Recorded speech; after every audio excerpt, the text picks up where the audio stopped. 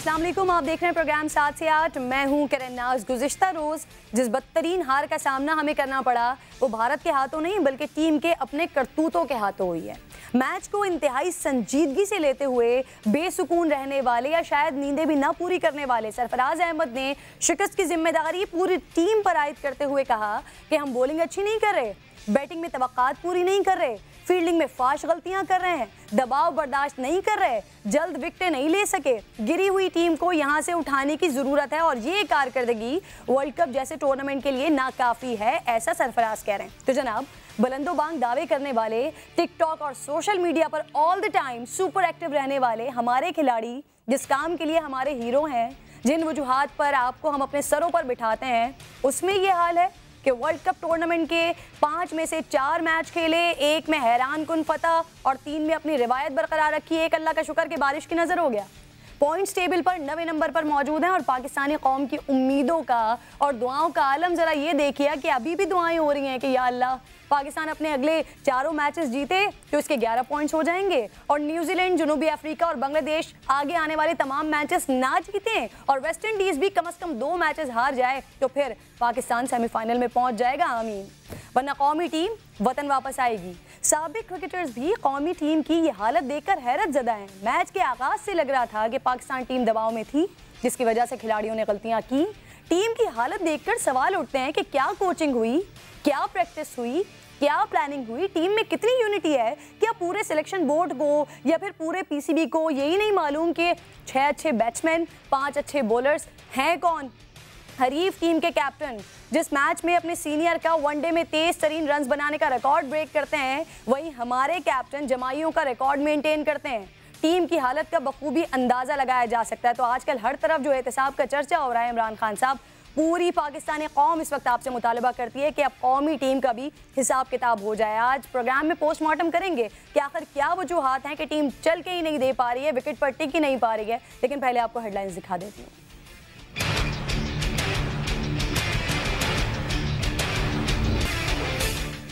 वज़ीर-ए-आज़म की ज़ेर सदारत हुकूमती तर्जुमानों का इजलास, कर्जों से मुतालिक इंक्वायरी कमीशन के क़याम पर बातचीत। वज़ीर-ए-आज़म आज तहकीकाती कमीशन का ऐलान करेंगे। अली ज़ैदी कहते हैं किसने कर्जे लेकर ज़ाती पैसा बनाया सब पता चल जाएगा। कमीशन का सरबराह कौन होगा ये वज़ीर-ए-आज़म खुद बताएंगे।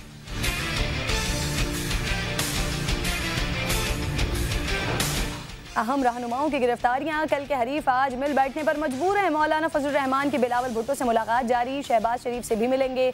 गुज़िश्ता रोज़ बिलावल भुट्टो की जाती उम्रा में मरियम नवाज से अहम मुलाकात हुई। मुस्लिम लीग नून और पीपल्स पार्टी का आइन और पार्लिमान की बालादस्ती पर समझौता न करने और बजट के खिलाफ मुल्क गिर एहतजाज पर भी इत्तेफाक हो गया।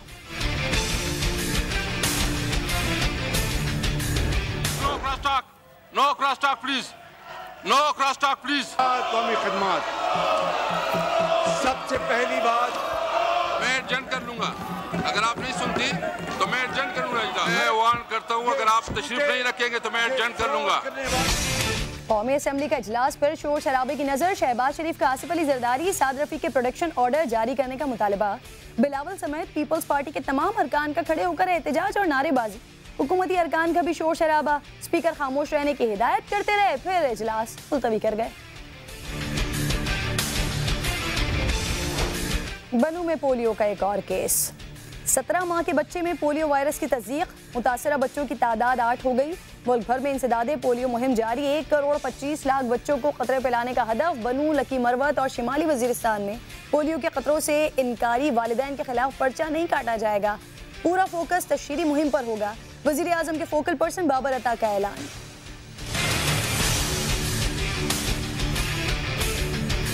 समा के प्लेटफॉर्म से बराह रास्त आपको ये बता रहा हूँ कि ये फैसला कर लिया गया है कि इन 3 जिलों में हम जोर जबरदस्ती नहीं करेंगे। एक वजह जो रेजिस्टेंस की सामने आ रही है वो ये FIR का दर्ज करना है।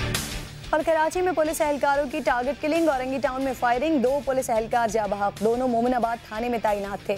ड्यूटी पर जाते हुए निशाना बनाया गया। मुल्जिमान की फरार होते हुए फुटेज समा को मौसूल। वजीर आला सिंध का वाक़े का नोटिस, इंक्वायरी रिपोर्ट तलब। दोनों एहलकारों की नमाज जनाजा गार्डन पुलिस हेडक्वार्टर में अदा।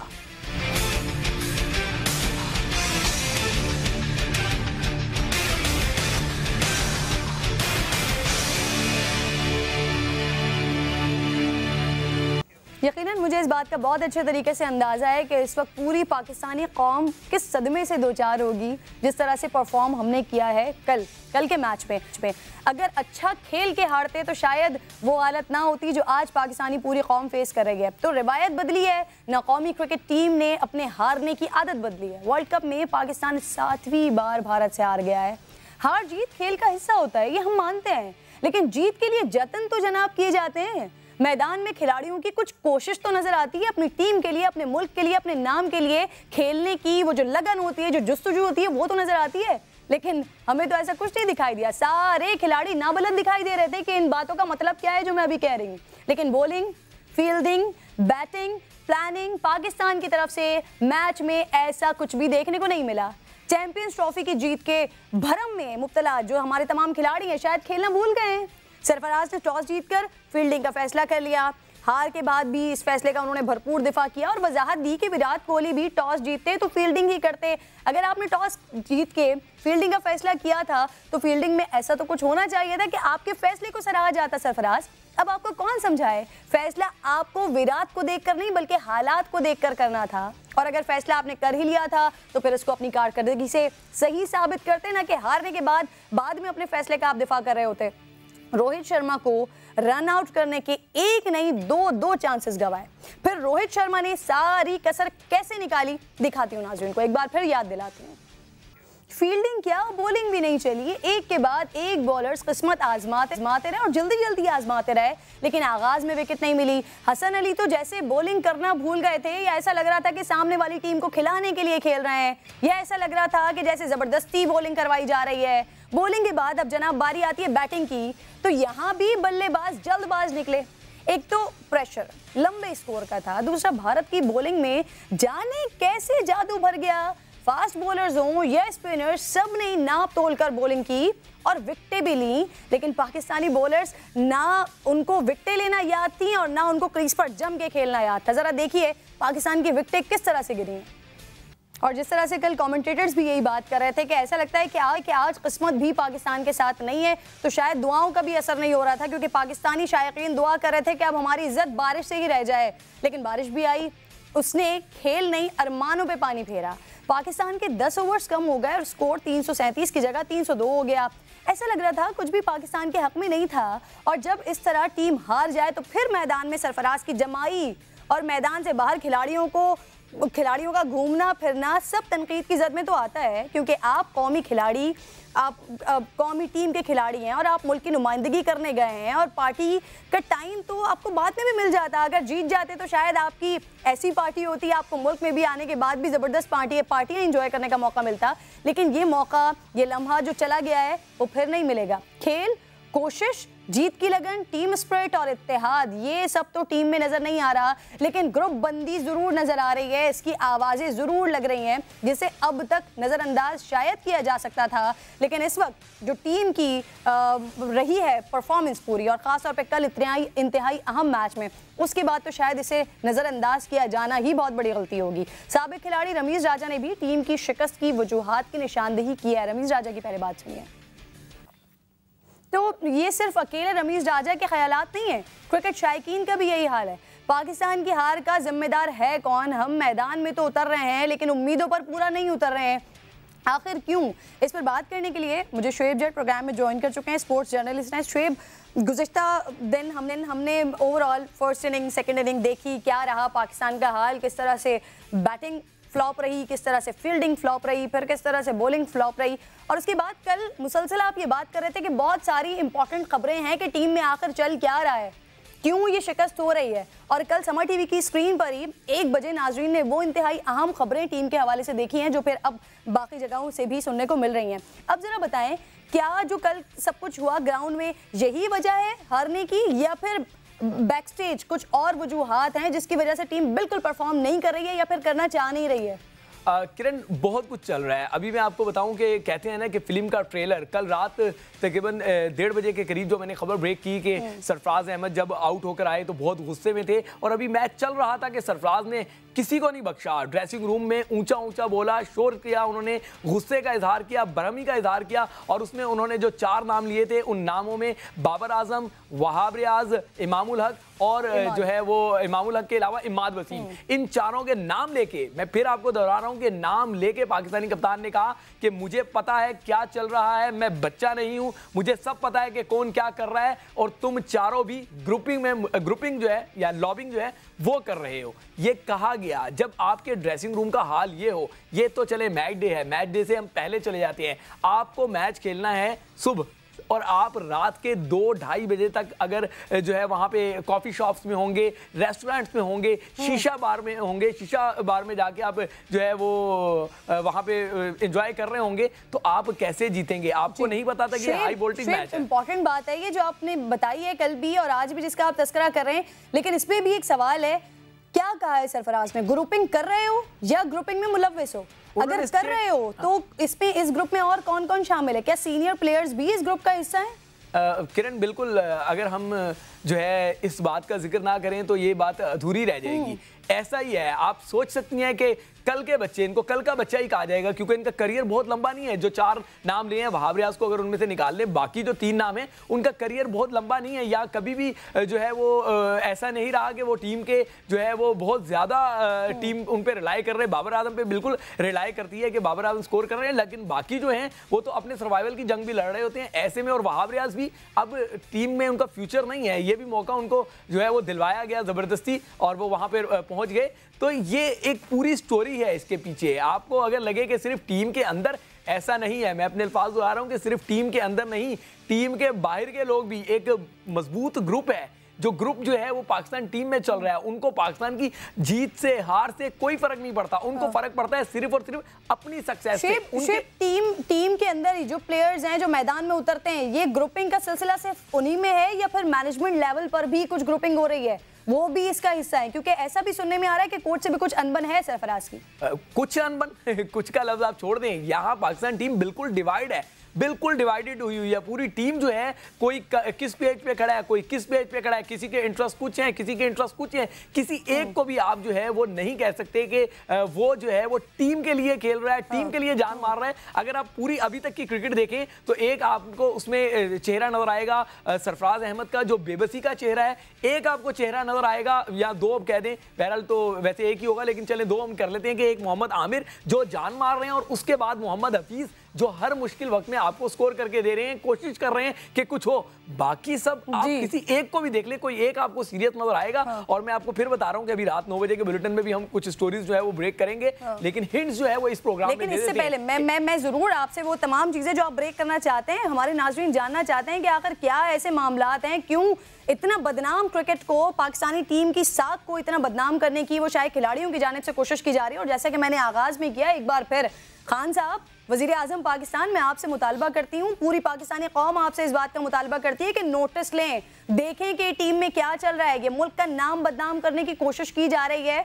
आप बहुत अच्छे तरीके से जानते हैं पाकिस्तान की क्रिकेट को, बहुत अच्छे तरीके से आप जानते हैं, तो आप इसके ऊपर प्लीज नोटिस लें। मुतालबा करती हूँ मैं आपसे कि जो ऐसे जिसके अंदर मौजूद है उनके लिए कुछ ना कुछ करें। डॉक्टर साहिबा भी मेरे साथ मौजूद है, उनकी जानिब में आऊंगी, लेकिन इससे पहले इंपॉर्टेंट खबर मैच से रिलेटेड आ रही है। पाक भारत मैच से कबल कौमी क्रिकेटर्स के सैर सपाटे, मजीद वीडियोस इसकी सामने आ रही हैं, और वीडियोस में जनाब खिलाड़ी घूमते हुए और रेस्टोरेंट्स में मजे के खाने खाते हुए, अब मजे करते हुए दिखाई दे रहे हैं। फखर जमान ने प्लेयर्स की तवज्जो कैमरे की जानिब मबजूल करवाई, खिलाड़ी कैमरा देखते ही गायब हो गए हैं। अब ये कुछ मजीद वीडियो सामने आ रही हैं जिसके डिफेंडर्स भी बहुत सारे सामने आ रहे हैं। सानिया मिर्जा साहिबा ने इस पर ट्वीट किया कि कुछ प्राइवेसी का ख्याल होना चाहिए, बच्चा भी साथ मौजूद था। इसके अलावा भी दीगर प्लेयर्स भी ये बात कर रहे हैं कि वो जो एक सर्टेन टाइम होता है शुएब, आपको मैच से पहले नहीं निकलना होता होटल से और उस टाइम के बाद तक, तो खिलाड़ी खुद भी ये बात कर रहे हैं कि जी हम तो उस टाइम से पहले से होटल के अंदर मौजूद थे और उसके बाद हम निकले नहीं है। ये पहले की वीडियोज़ हैं, लेकिन ये जो वीडियोज़ हमारे सामने आ रही हैं, अब इसके ऊपर क्या मजीद डिफेंसिव खेलने की कोशिश करेगी टीम, वो तो देखना होगा। लेकिन ये एक और वीडियो है जो आपको दिखा रहे हैं, तनकीद की जद में पूरी पाकिस्तानी क्रिकेट टीम इस वजह से आ रही है क्योंकि जो आपने पाकिस्तानी टीम को, पूरी पाकिस्तानी कौम को जिस तरह से आपने तकलीफ पहुंचाई है अपनी परफॉर्मेंस से, तो शायद उसकी एक वजह ये भी है कि आप खुद सैर सपाटे करते हुए, तफरियां करते हुए दिखाई दे रहे हैं। आपको कोई ख्याल नहीं है कि कितना इंपॉर्टेंट मैच होने वाला है, किस तरह से वहां पर परफॉर्म करना है। शायद जो बहुत सारे प्लेयर्स को बहुत जल्दी जाने की थी, वो शायद इन्हीं वजूहात के बिना पर थी कि आपने मैच को जल्दी खत्म करना है और पार्टियां एंजॉय करनी है। कौसर काज़मी ब्यूरो चीफ साथ मौजूद है लंदन से मेरे साथ, उनसे मैं बात करती हूँ। कौसर काज़मी साहब, बातें तो इतनी सारी हो रही हैं कि जी ये तो वो जो आपका एक कर्फ्यू टाइम होता है उससे पहले की सारी ये वीडियोस हैं, ये एक और वीडियो हमारे सामने आ गई। अब क्या कहेंगे हमारे खिलाड़ी और उनकी फैमिलीज कैसे डिफेंड करेंगे? किरण, सबसे पहले मैं आपको बताऊं कि बरतानवी दौरे पे हमेशा हमारी क्रिकेट टीम स्कैंडल की जद में रही और इसी तरह ट्रैप किया गया था जब मैच स्कैंडल के हवाले से।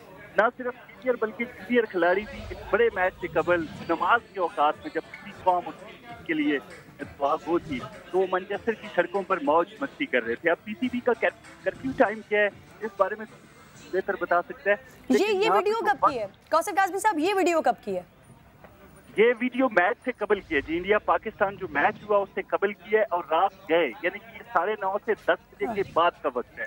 इसमें चंद वीडियोस ऐसी भी हैं जो आज दिन के वक्त भी वहाँ पर रेस्टोरेंट में मौज होती तो ये सरफराज की जमाइयाँ क्या इस बात की गुमाजी करती हैं? यही वजह थी, सैर सपाटे हो रहे थे, तफरीयां हो रही थी?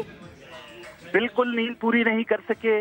बड़ा मैच था, सुकून के साथ जाना चाहिए था, कौम की दुआएं थी, उनको उनका ही ख्याल कर लेना चाहिए था। बिल्कुल पीसीबी का जो कर्फ्यू टाइम है अब वो उनका जरूर मौका सामने आना चाहिए। बड़ा गुस्सा पाया जाता है उन लोगों में जो कल का मैच। कौसर काज़मी साहब, मुझे प्लीज शुएब जट को भी इन्वॉल्व करने दीजिए इस बात में। शुएब, आप बता सकते हैं क्या कर्फ्यू टाइम होता है पाकिस्तान क्रिकेट टीम का? कितने बजे से, क्या कितने घंटों पहले से आपको होटल के अंदर होना होता है? अमूमन जो है किरण, होता यह है कि पाकिस्तान टीम जो है जब उसने इंटरनेशनल मैच खेलना होता है तो 10 बजे, रात 10 बजे जो है वो कर्फ्यू टाइम हो जाता है कि आपको 10 बजे जो है वो अपने कमरों में चले जाना है ताकि आप सोते सोते 12 बज जाए और सुबह जो आप उठे तो फ्रेश हो जाए। ये वीडियोस जो हैं ये रात यूके टाइम के मुताबिक 1 से 2 के दरमियान की वीडियोस हैं। जो ये कह रहे हैं कि पहले की वीडियोस हैं, पहले की वीडियोस नहीं है। इसी दिन मैं आपको एक खबर देता चलूं जो हमने अपने बुलेटिन में भी करनी थी लेकिन इसमें उसका जिक्र करता चलूं। रोटी गैंग है, दोबारा बता रहा हूँ, रोटी गैंग है पाकिस्तान क्रिकेट टीम में, जिसका एक बंदा जो फहीम अशरफ था वो बाहर हो चुका है और इस टाइम वहाँ पे फ़खर इमाम है, उसमें हसन अली है, उसमें इमामुल हक है और उसमें शादाब खान है। कल मतलब मैच से एक दिन पहले ये एक दावत पर गए और वहां पे आप शर्तें लग रही थी। मैं आपको फिर बता रहा हूं कि ये आपस में शर्तें लगा रहे थे कि कौन ज्यादा रोटी खाएगा।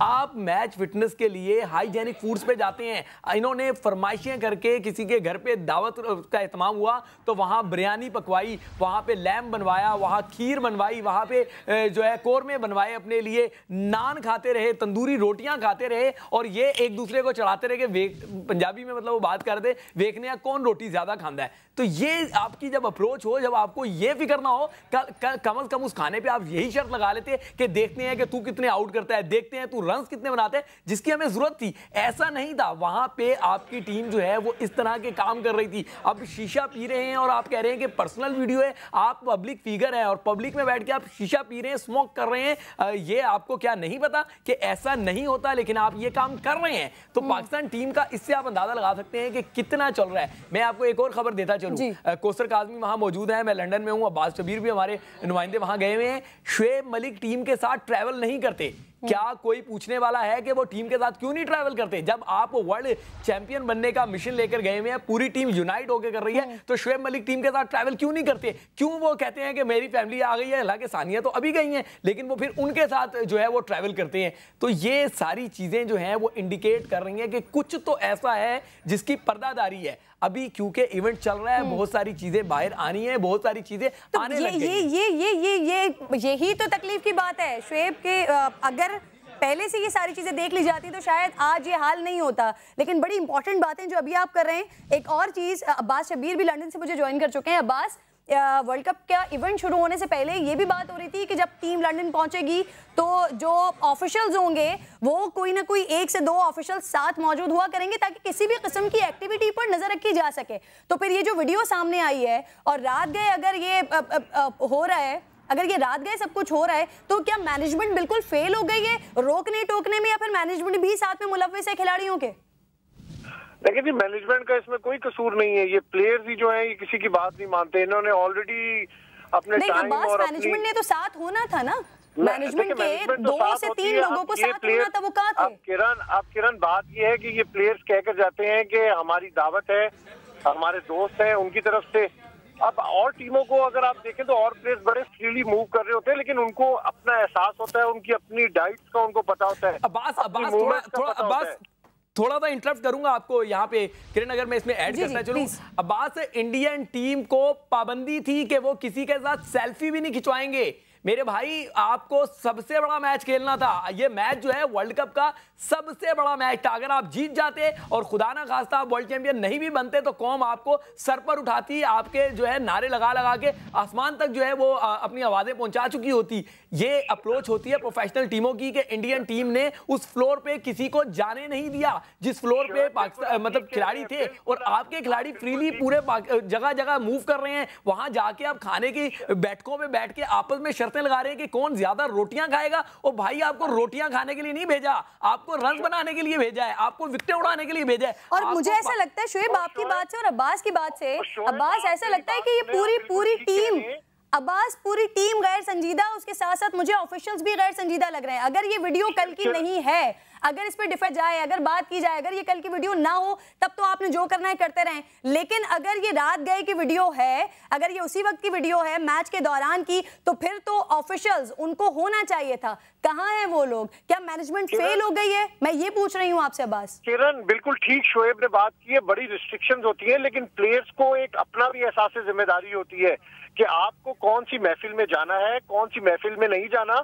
एक इंडिया पाकिस्तान एक बड़ी बिग गेम थी, बल्कि पूरा वर्ल्ड कप, अगर आप ऑस्ट्रेलिया की बात करें तो मैं खुद ऐसी दावतों के अंदर मौजूद था जहां पे अगर आप इनकी डाइट देखें तो परेशान हो जाए कि खाने के बाद तो फिर वो मीठे की फरमाइशें भी होती हैं वहां पर। बिल्कुल, कल भी खीर बनवाई थी खास तौर पे।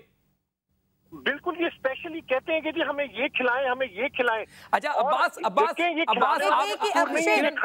अहम सवाल इनसे पूछने जा रहा हूं। अब्बास, आप टीम के साथ हैं, टीम के साथ मुसलसल मूव भी कर रहे हैं। ये आज जब टीम निकली है मैनचेस्टर से, तो शोएब मलिक क्यों नहीं है टीम बस में? क्यों वो अलग ट्रैवल कर रहे हैं? मलिक भी नहीं है, हारिस सोहेल भी नहीं। शोएब, मैं आपको एक बड़ी जबरदस्त बात बताने जा रहा हूँ। कल लिफ्ट के अंदर मैं ग्राउंड फ्लोर से सेकंड फ्लोर पर जा रहा था, तो ये इमाद और हारिस सोहेल एक कॉर्नर के अंदर स्मोकिंग जहां पर करते हैं, तो वहां से जब ये ब्रेक हुआ बारिश की वजह से, तो वहां से स्मोकिंग करके निकल रहे थे। मैंने अपना कार्ड, चूंकि जैकेट की वजह से बारिश हो रही थी, तो जैकेट मैंने कार्ड अपना हाइड किया हुआ था। इमाद मुझे जानता भी था, लेकिन मेरा मुंह लिफ्ट की दूसरी साइड पे था, तो इमाद ने बकायदा हारिस सोहेल से ये बात की। ये मैंने अपने कानों से बात सुनी कि ना मेरे से वो परफॉर्मेंस का पूछते हैं, ना मुझे कहते हैं कि इस तरह खेलो, इस तरह खेलो।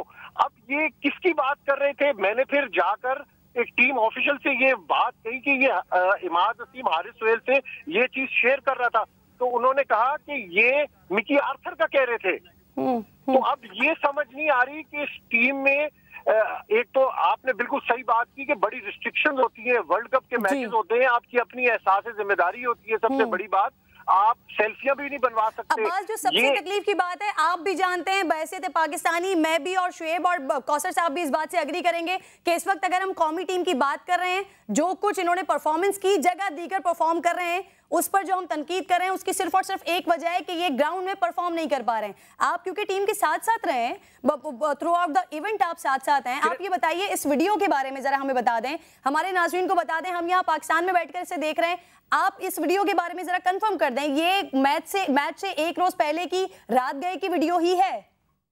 ये मैच से जो खाने की वीडियो है, तो ये तो मैच से एक दिन पहले की है, लेकिन जो शीशा पी रहे, अगर आपको याद हो तो मैंने एक वीडियो दी थी, इमामुल हक, सानिया मिर्जा और शोएब मलिक बिल्कुल होटल से तैयारी कर रहे थे बाहर निकलने की, यानी आउटिंग के लिए जाने की।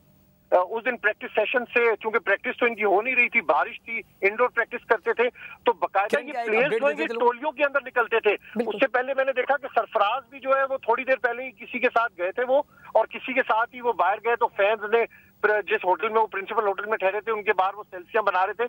तो मैं जब दोबारा से उस होटल के सराउंडिंग के अंदर आया, तो वहां पे मैंने देखा कि शोएब मलिक ने अपना बच्चे को कैरी किया हुआ था, सानिया मिर्जा थी, और इमाम उल हक ने बकायदा मुझे कहा कि वीडियो ना बनाए, तो बड़े गुस्से के अंदर उन्होंने मुझे कहा ना, तो मैंने कहा भाई गुस्सा करने की जरूरत नहीं है, आप पब्लिक प्रॉपर्टी है और आप सड़क पे खड़े हुए, अगर मैं वीडियो बना रहा हूँ तो किसी को कोई एतराज नहीं होना चाहिए। हालांकि वो मुझे जानता था, उसके बावजूद चूंकि उनको पता था कि ये एक्टिविटीज, ये ना सिर्फ ये आप तो अब ये मैनचेस्टर पॉइंट आउट हुआ है ना, इससे पहले अगर आप टाउनटन और ब्रिस्टल की इनकी एक्टिविटी देखे तो यही एक्टिविटीज थी। ये शाम को ग्राउंड से प्रैक्टिस के बाद पहुंचते थे। एक मिनट, कौसर काज़मी इसमें कुछ ऐड करना चाह रहे हैं, लेकिन अब्बास शोएब के पास फिर कोई ब्रेकिंग न्यूज आई है। शोएब बताइए। इंटरप्ट आप लोगों को सॉरी कर रहा हूं, कौसर भाई भी आगे बात कर लेंगे।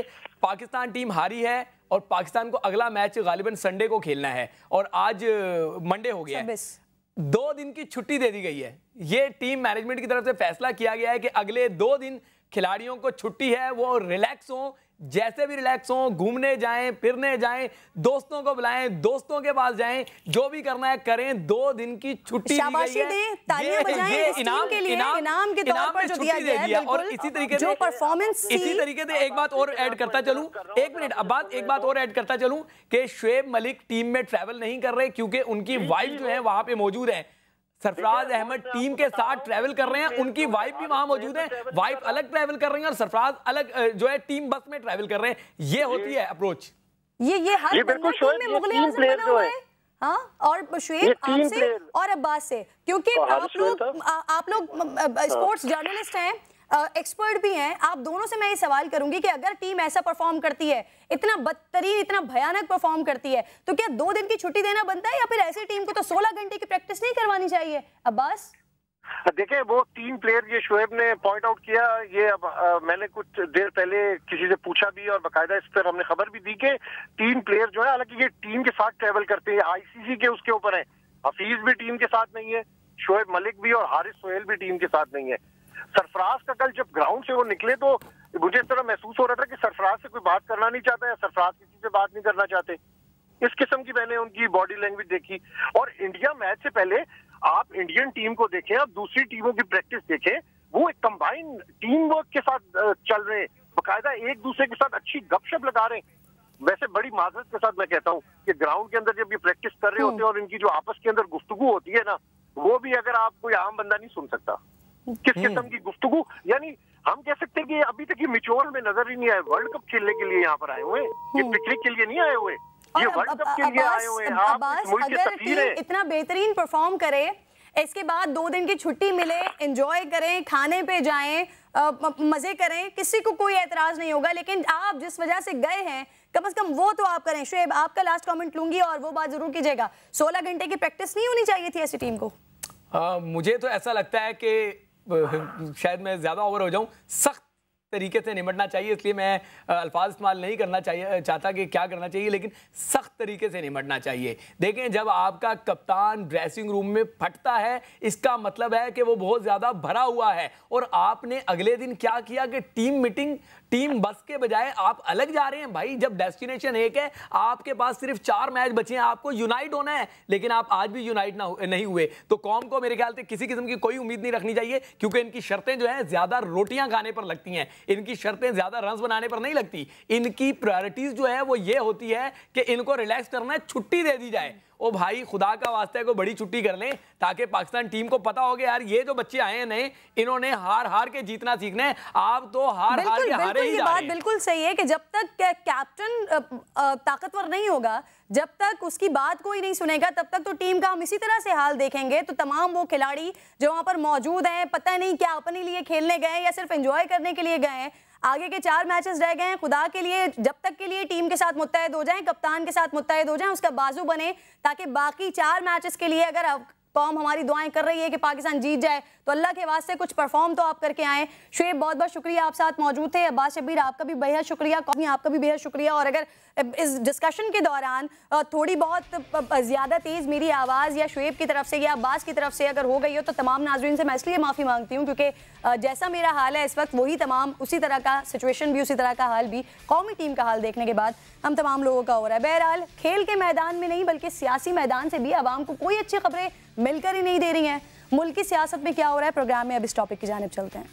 अवाम दुश्मन बजट है, इसको पास नहीं होने देंगे। हम पर फर्ज है बजट को रोके। हुकूमत जाती है तो चले जाए। मैं मौका दे रहा हूँ हुकूमत को अपना बजट को रिव्यू करना चाहिए। Order in the house please, order in the house please. Zardari साबका सदर नो पाकिस्तान प्लीज, रहे हैं, no order in the house please. Voluntarily अपनी पावर वापस ली है। असीरान के आप प्रोडक्शन ऑर्डर्स मेहरबानी करके इशू करें। आप प्लीज आप अपनी सर आप जरा उनकी बात सुन लें। सर जी इस तरह होता नहीं है ना ये। आप प्लीज नो क्रॉस टॉक। हुकूमत के लिए तो जिंदगी मौत का मसाला है कि वो बजट, और माशाअल्लाह ये तीसरा न खेलेंगे और न खेलने देंगे। कौमी असम्बली में मुसलसल सूरत हाल ऐसी ही चल रही है भाई, काफ़ी दिनों से यही चल रही है। अपोजिशन की जानिब से शोर शराबा होता है, हंगामा होता है, हुकूमती अरकान ऐवान को मछली बाजार बना देते हैं, समझते हैं अवामी मसाइल को, ऐवान के तकद्दुस को मुसलसल नज़रअंदाज किया जा रहा है। आज कौमी असम्बली में शोर शराबा उरूज पर रहा और फिर हुआ वही जो हमेशा की तरह होता है, इजलास मुलतवी हो गया। स्पीकर कौमी असम्बली बेबस दिखाई देते हैं, सिर्फ कहते रहते हैं खामोश हो जाएं और उसके बाद बता देते हैं कि अगली कौन सी तारीख पर इजलास होगा या फिर गैर मुअय्यना मुद्दत के लिए मुलतवी है। सुनिए। Please no cross talk, no cross talk please, no cross talk please. कौमी खदमात, सबसे पहली बात मैं एडजन कर लूंगा, अगर आप नहीं सुनती तो मैं एडजन करूंगा। मैं वार्न करता हूं अगर आप तशरीफ नहीं रखेंगे तो मैं एडजन कर लूंगा, मैं एडजन कर लूंगा अगर आप तशरीफ नहीं रखेंगे। आप ये वीडियो ना ले। सार्जेंट किधर है? उसका अमन बहाल किया, चाहे ये मोबाइल ले ले। The house is adjourned to meet again on Tuesday, date 18 June 10।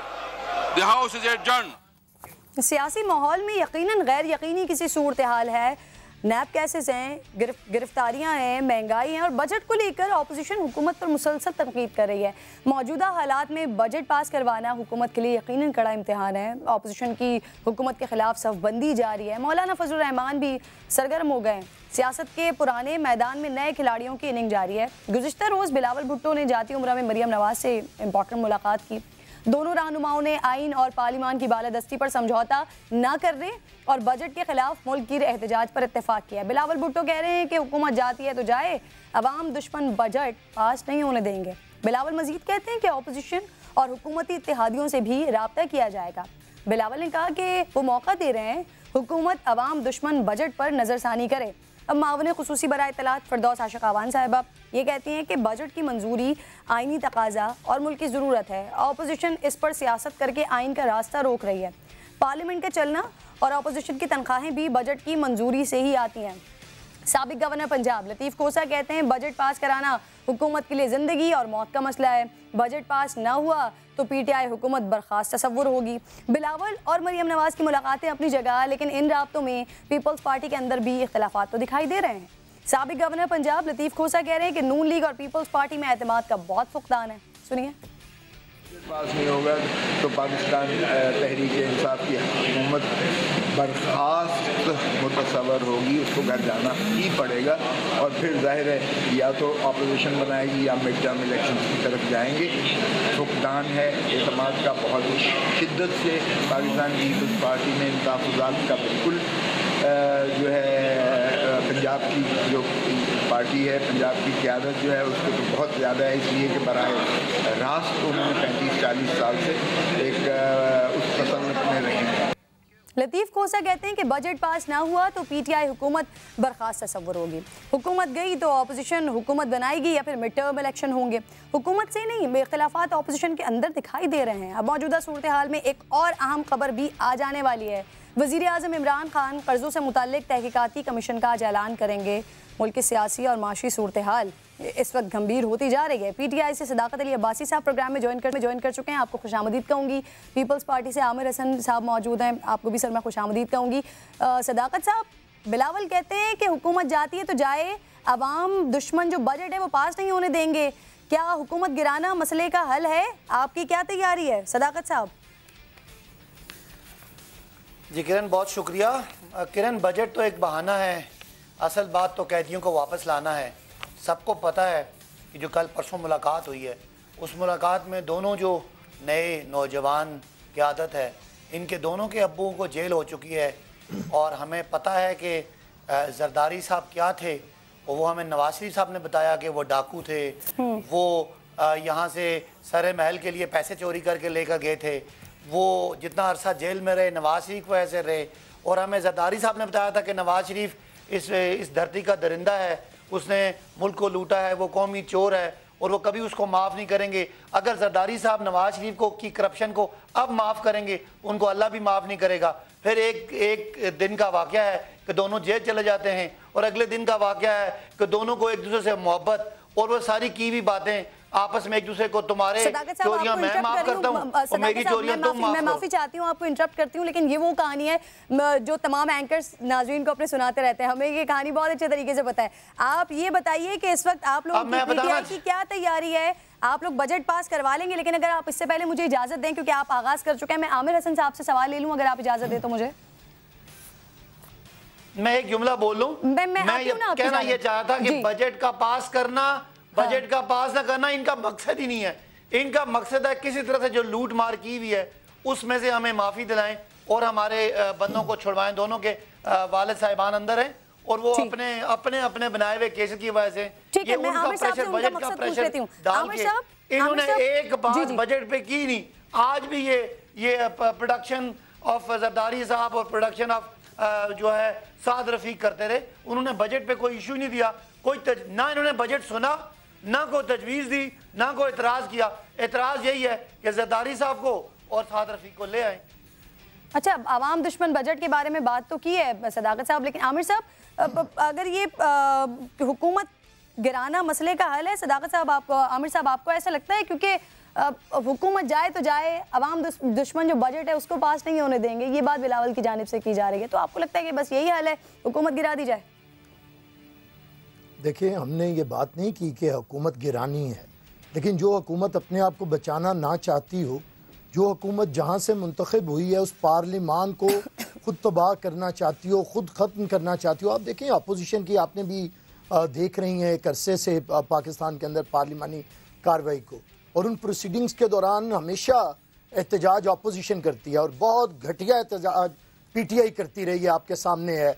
बड़ी गलीज गालियों के साथ वो एहतजाज करते थे, लेकिन कोई हुकूमत कभी एहतजाज नहीं करती है। पाकिस्तान की 72 साल तारीख में नहीं है, ये पहली हुकूमत है जो एहतजाज करती है। एक मुशर्रफ आया था, वो मुक्के दिखा के पार्लियामेंट से फरार हो गया था, और एक ये कठपुतली वजीर आजम है जो पार्लियामेंट के अंदर डांस करके भाग गया, पिछली गली से आता है और निकल जाता है। देखें, ये परफॉर्मेंस की बात गवर्नमेंट को करनी है। अरे भाई, हम चोर हैं, हम डाकू हैं, केस लेके अदालतों में आप चले गए, चेयरमैन नैब को भी आपने अच्छा खासा ब्लैकमेल कर लिया, उनका स्कैंडल ला के, उनकी आर्म ट्विस्टिंग करके आपने गिरफ्तारियां भी करवा ली। अब आपकी कस्टडी के अंदर लोग लीडर्स भी हैं। अब आपके बकौल 1 साल से मुल्क में करप्शन भी नहीं हो रही, आप ईमानदार लोग आके बैठ गए हैं, आपने तीसरा बजट भी दे दिया है। अब आप हमें ये बताएं कि लोगों के मसले कैसे हल होंगे?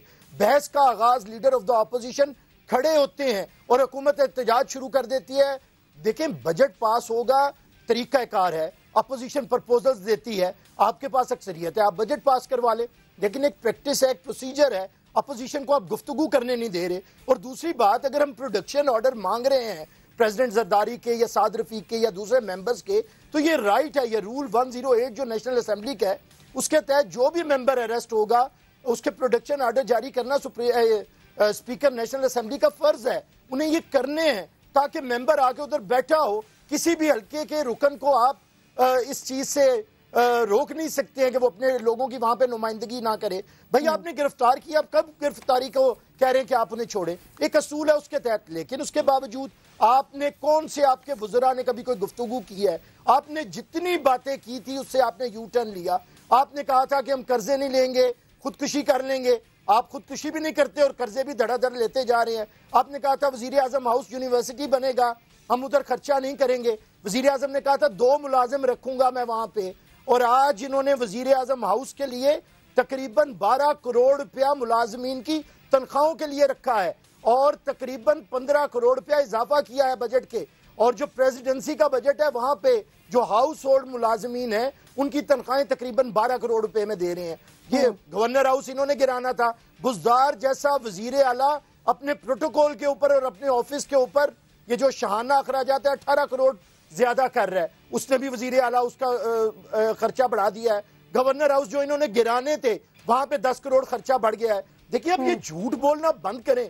अब ये हमारे डाकू चोर होने से भाई आप तो पाकबाज नहीं हो जाएंगे, आपने परफॉर्म करना है। हम डाकू होंगे या चोर होंगे, अगर अदालतें हमें करार देंगी, एक सिर्फ फिक्रा, अदालतें अगर हमें करार देंगी तो भाई सरे तस्लीम हम कातिल नहीं थे, लेकिन हमें फांसी लगा दी अदालतों ने, तो भाई हमें फांसी लग गई ना, और हम आज भी तारीख में जिंदा हैं इसके बावजूद। लेकिन आप लोग बगैर ड्यू प्रोसेस को अडॉप्ट किए, आपने एक बदजुबानी शुरू की हुई है, दुश्मन तराजी है, झूठे इल्जाम लगाना आपका काम है, और आपसे पहले ये काम अयूब, जिया, मुशर्रफ और याया कर चुके हैं। आप कोई नया काम नहीं कर रहे। और ये जो फस्तायत और फैशिज्म आप इस मुल्क के अंदर फैलाना चाहते हैं, मैं याद रखें आपकी ये बदजुबानी लोगों के हाथ होंगे, आपके गिरेबान होंगे, और जो वो आम पार्टी के साथ उधर इंडिया में हुआ ना, उस तरह आपका लोगों ने इस्तेमाल करने गलियों के कुछ कर रहे हैं पीटीआई इस वक्त। सदाकत साहब, एक तो इस बात का जवाब दे दीजिएगा कि यू टर्न तो पहले कहा जाता था पाकिस्तान तहरीक इंसाफ को,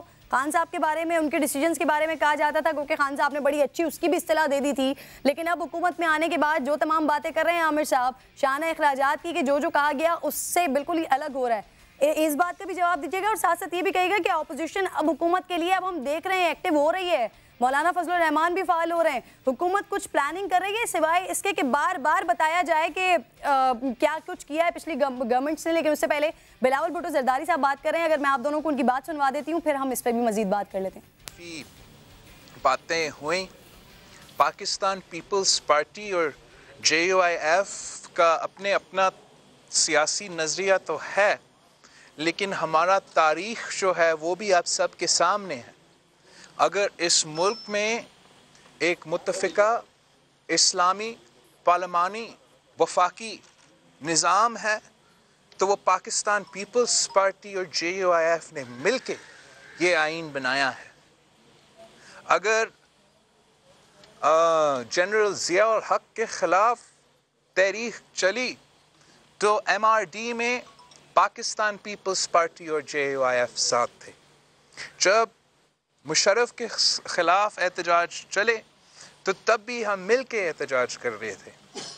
और आज जब नया पाकिस्तान में, कठपुतलियों के पाकिस्तान में, जो जमहूरियत को नुकसान हो रहा है, इंसानी हकूक़ पे नुकसान हो रहा है, हमारे मुआशी हकूक़ पे नुकसान हो रहे हैं, तो हमें एक बार फिर मिल के काम करना पड़ेगा और अवाम को इन मसाइल से निकालना पड़ेगा।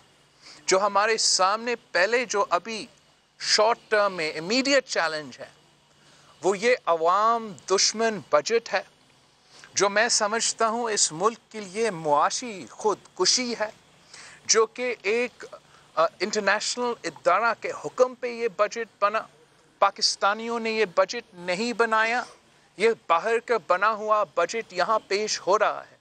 और हम समझते हैं कि सारे जो अपोजिशन पार्टीज़ है हमें मिल के काम करना चाहिए, हमें इसको अपोज करना चाहिए, पूरा कोशिश होना चाहिए कि हम ये अवाम दुश्मन बजट को पास ना होने दें।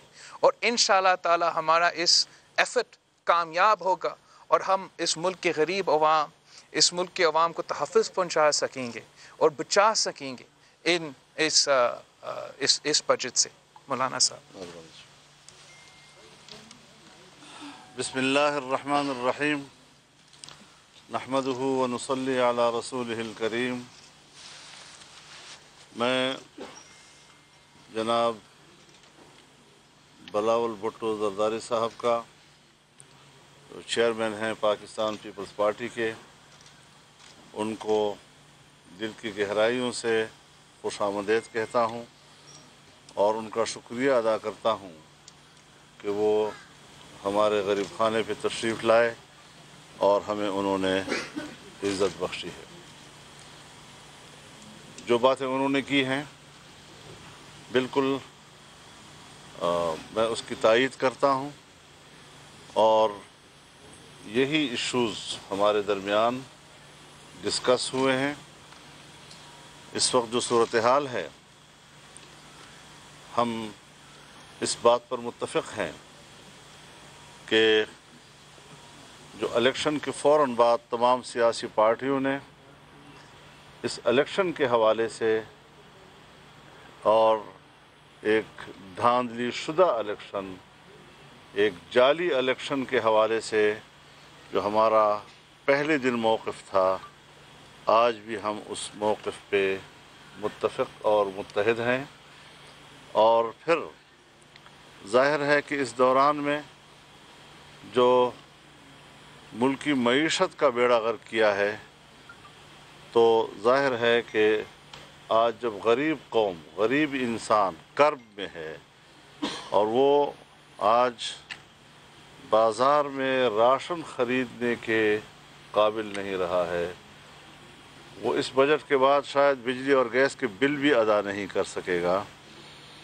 तो इस वक्त हम आम आदमी के साथ खड़े होने के लिए मुत्तफ़िक़ हैं। और उसके तो हम कह सकते हैं कि इस वक्त ऑपोजिशन बहुत ज़्यादा एक्टिव हो गई, क्योंकि बिलावल भुट्टो जरदारी साहब कह रहे हैं कि जमहूरियत को नुकसान हो रहा है, तो हमें एक बार फिर मसाइल से निकालना पड़ेगा। बिलावल भुट्टो की तायद करता हूँ, ऐसा मौलाना फजलुर रहमान साहब कह रहे थे। सदाकत साहब, अब ये आपने गुफ्तगू सुन ली बिलावल की, वो कह रहे हैं अवाम दुश्मन बजट है उसके लिए, क्योंकि जमहूरियत को नुकसान पहुँच रहा है इससे, मईशत को नुकसान पहुँच रहा है इससे, इस वजह से अब मिलकर काम करना पड़ेगा। सदाकत साहब।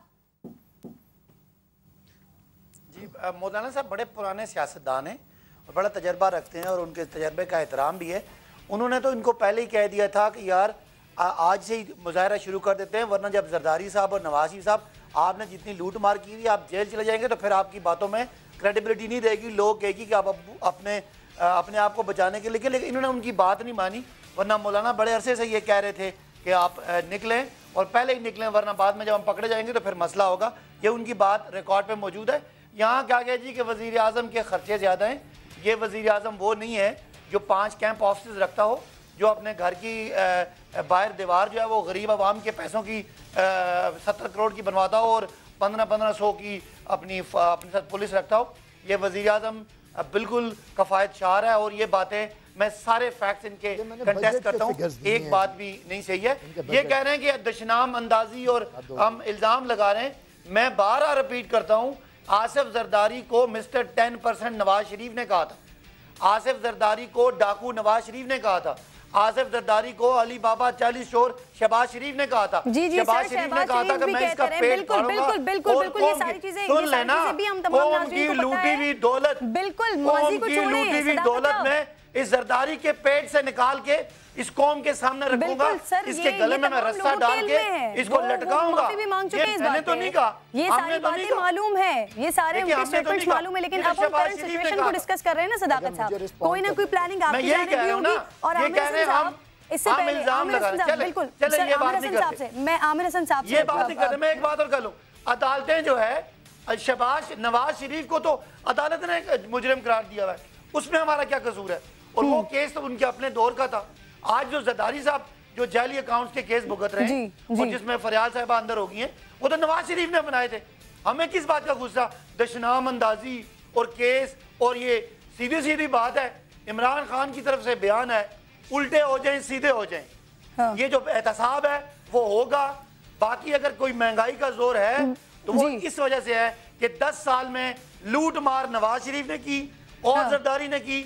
इंशाअल्लाह आपने साबित करना होगा चोर और रिकवरी हो तो ये अवामी फायदे में होगा। सदाकत साहब, जी सदाकत साहब, ये आपने साबित करना होगा ना। खान साहब तो सियासी बयान दे रहे हैं। आमिर हसन साहब, सर मुझे प्लीज इजाजत दीजिए, आमिर हसन साहब भी मेहमान है, उनसे भी मैंने बात करनी है। आमिर हसन साहब, इससे पहले जब मौलाना फजलुर रहमान साहब बड़े एक्टिव थे, APC की वो बात कर रहे थे, तो मुस्लिम लीग नून और पीपल्स पार्टी की जानिब से नहीं पार्टिसिपेट किया गया था, जिसकी वजह से फिर वो APC नहीं हो पाई। तो कहीं ना कहीं अगर हुकूमत इस बात को करती है बार बार कि ये अब्बू बचाओ तहरीक चल रही है, तो ऐसा कहीं ना कहीं से पीपल्स पार्टी और PMLN की अब जो मुलाकातें ज़बरदस्त तरीके से मुलाकातों का आगाज़ हो गया और अब जमहूरियत के लिए तमाम के तमाम लोग इकट्ठे हो गए।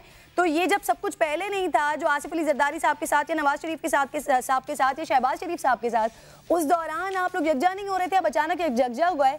तो जो हुकूमत की जानिब से ये इल्जाम लगाया जा रहा है कि अब्बू बचाओ तहरीक है,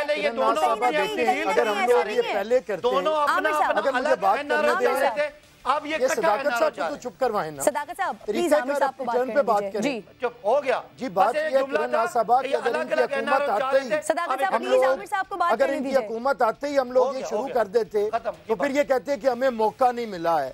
हमने पूरा इन्हें बेनकाब किया है। हमें पता था कि ये नाकारा नाहल निकम्मे लोग हैं, कोई विजन नहीं है। जो बंदा 1 साल में अगर ये इतना अपने बुकरात था तो क्रिकेट टीम तो एक दुरुस्त कर लेता ना भाई, जिसमें सारी जिंदगी गवाई है, जिस वर्ल्ड कप के स्यापे कर करके इसने इक्तदार लिया है, उस एक टीम को तो दुरुस्त कर लेता है एक साल के अंदर। वहां पे इसने अपना दोस्त लगाया, बेड़ा गर्क करवा दिया क्रिकेट का। जो अपनी चीज को ठीक नहीं कर सकता वो पूरा मुल्क कैसे ठीक करेगा। दूसरी बात यह कि हमने इन्हें मौका दिया और ये बेनकाब हो चुके हैं। बात ये है कि अगर एहतसाब होना है तो वो एहतसाबी इदारों ने को लेकर जो आपने कमेंट्स दिए हैं सिर्फ पाकिस्तान टीम की परफॉर्मेंस को लेकर, मैं आपके कमेंट की इसलिए तायद करती हूं क्योंकि ये तमाम पाकिस्तानी ऐसी सोचते हैं, लेकिन वजीर आजम को लेकर, हुकूमत के मामलात को लेकर यकीनन ये कितनी सही समत में चल रहे हैं और अपोजिशन कितनी सही समत में चल रही है, ये तो आने वाले वक्तों में देखना होगा। बहुत शुक्रिया, आप दोनों साथ मौजूद थे। कल आपसे फिर मुलाकात होगी। अल्लाह निगहबान।